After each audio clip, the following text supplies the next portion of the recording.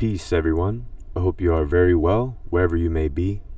Please excuse my pups if you hear them barking in the background. It's their time of the day.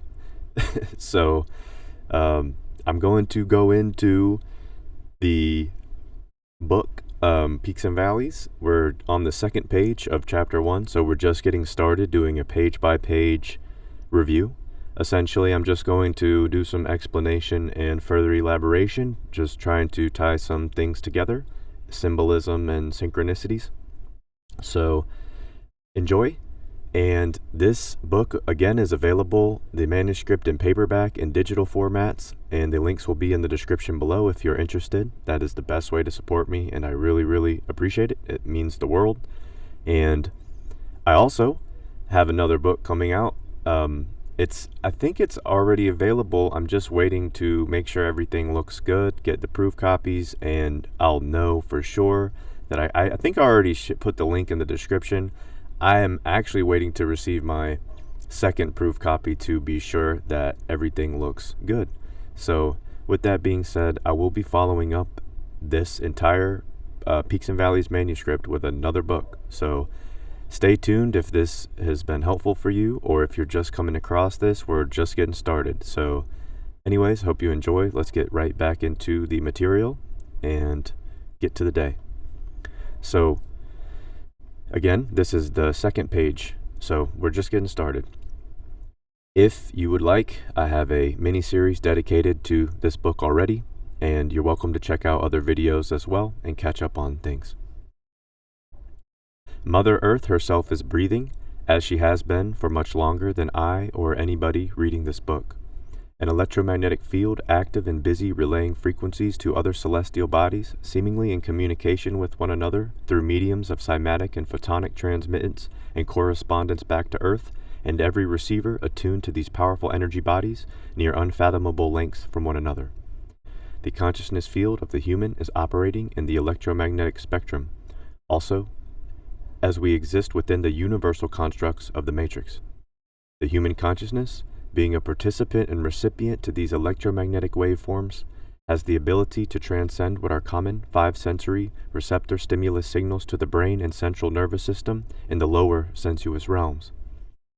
We have been intricately interwoven with existence to be one with the all, carefully designed with infinite potential of the imagination and unique creative faculties, giving us a responsibility to infinitely expand consciousness as we traverse reality inside this physical vessel or avatar with a multidimensional experience. All right. If you would like to take any notes off of this page, I'll leave it up for a moment.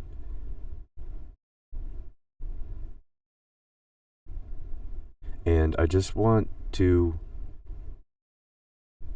share a little bit more context, if you will, for this page. And our divine machinations are internal systems that are given by the creator, the source, or whatever name that you attribute to all that is. It has given breath to everything, and that includes inanimate objects. Everything breathes, even inanimate objects like metal, and solid matter in its last analysis is merely energy in a certain state of motion. So emotions equal energy in motion. Matter is just a more congealed state of energy, or material, matter. Things take on a more solid form, or a more viscous liquid form, or a more gaseous form, depending on its state of vibration. So different octaves of vibration produce different materials, if you will, all the way up to the lighter densities that are invisible, like something like gas, just to provide some tangibility to the explanation in the material. So with this, I wanted to bring up the English philosopher, mathematician Sir Isaac Newton, who first described the mathematical synchronicity of color with music and he dispersed the 7 frequencies of white light, pure white light, into red, orange, yellow, green, blue, indigo, violet, and gave the correspondence to C, D, E, F, G, A, B on the music scale. Even diseases hold particular vibrations, so if the individual internally, in your thoughts as well, if you have a sympathetic resonance to something in your environment that can trigger a formation of a diseased or imbalanced area in your body, that can happen through your thoughts. Tension, the anger and frustration can lead to a pattern of, or a cycle of, triggering these sympathetic resonance frequencies with your environment, which can make people sick in the long run.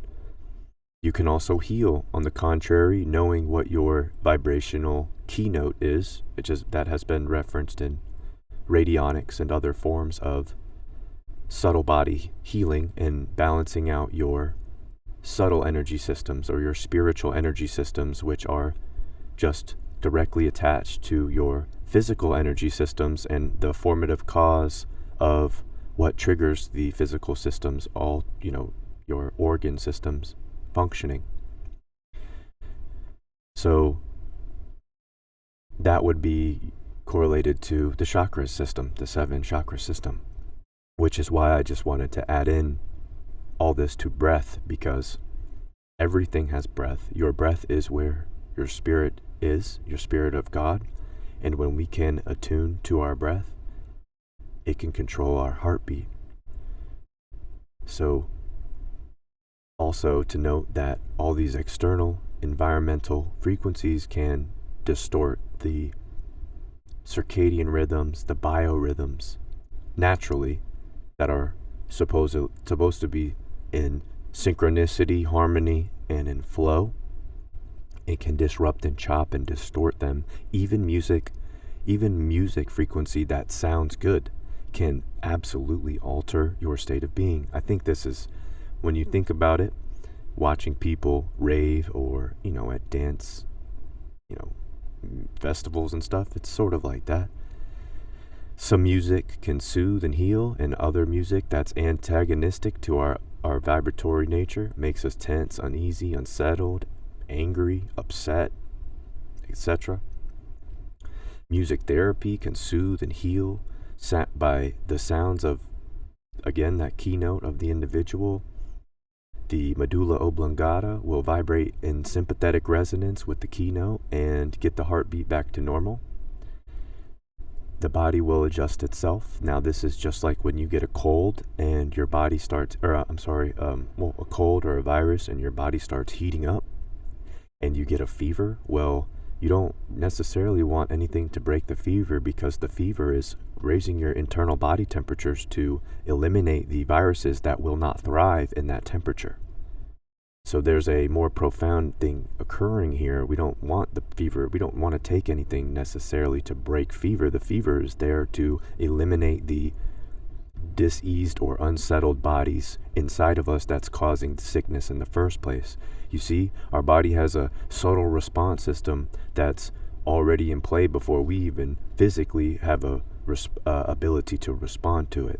So having a faith-based system in understanding the subtle energies that are the formative cause of operation in our fields of consciousness, or field of consciousness, in understanding that these are like relay stations to the universe and will relay to our physical operations and adjust and balance itself out, which I think is homeostasis, right? An equilibrium point, and 98.6 Fahrenheit being the regular body temperature, regulated body temperature in equilibrium.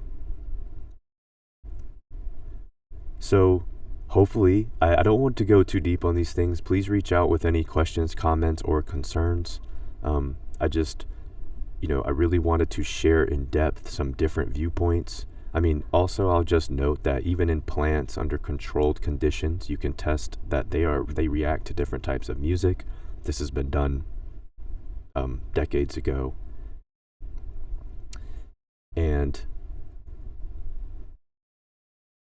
let's see.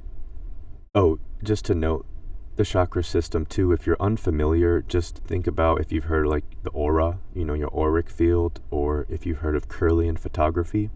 If you haven't, definitely check those out, and it'll show that even in a leaf, if a leaf's missing, like if a bug rips a piece off of a leaf, or if a human does, and you use Kirlian photography to study the electromagnetic field or to see it, you can visually see it with this equipment, and it'll show that there's a grid, like there's a field of energy, of spiritual life or essence it's still in memory of the leaf's intelligence, and it knows that at one point there was a piece of leaf there.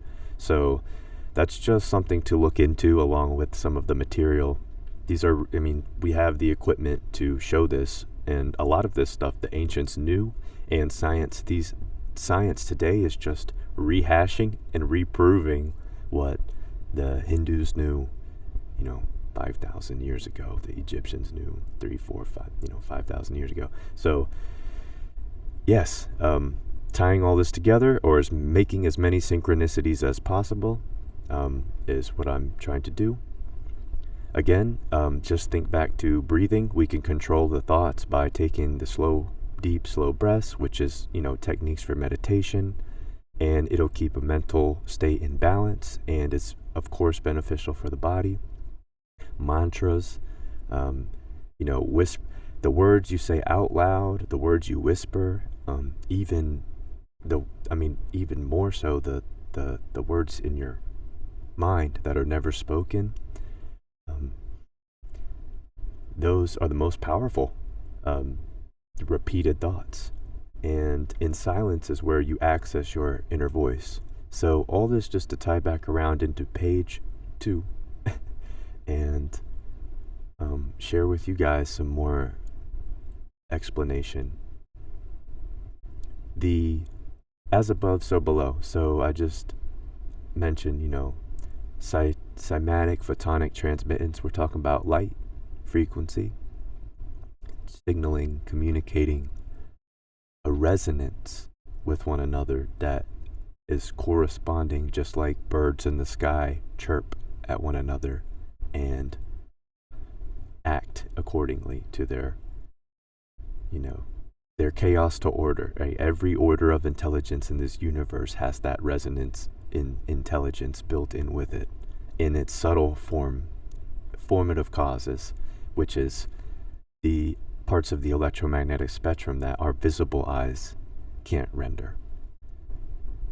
Only some select few can see auric vibrational color coming off of humans. And to note that, it's funny, hue, man, like a hue of color. Okay. We are hue, man. So, I think I added some extra grains.